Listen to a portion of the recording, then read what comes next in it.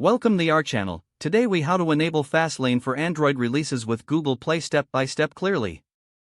To enable Fastlane for Android releases with Google Play, start by ensuring you have the necessary tools installed. Install Ruby on your system if you haven't already. Next, open your terminal and install Fastlane using the command gem install Fastlane.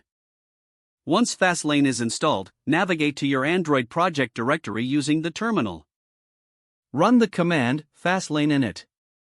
Select the appropriate option for your project type when prompted. Fastlane will then set up the necessary files in your project. Open the newly created fast file located in the configure your fast file to include a lane for deployment. Set up your Google Play credentials in the fast file to allow Fastlane access.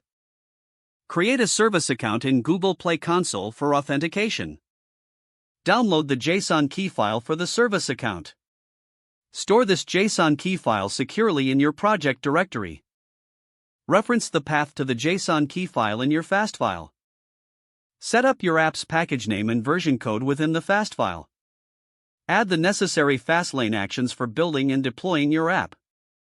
Use the supply action to upload your app to Google Play. Test your lane by running the command Fastlane your _lane name. Monitor the output in the terminal for any errors. If everything looks good, you've successfully configured Fastlane for Android releases with Google Play.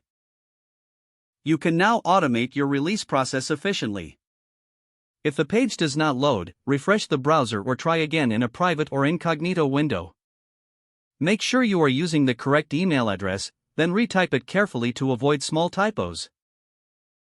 If your password is not accepted, use the reset option and create a new strong password you can remember. Check your spam folder for verification or security emails, then complete any requested confirmation steps.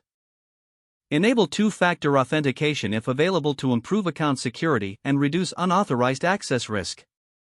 After signing in, review your profile details so your contact information and settings are accurate and current.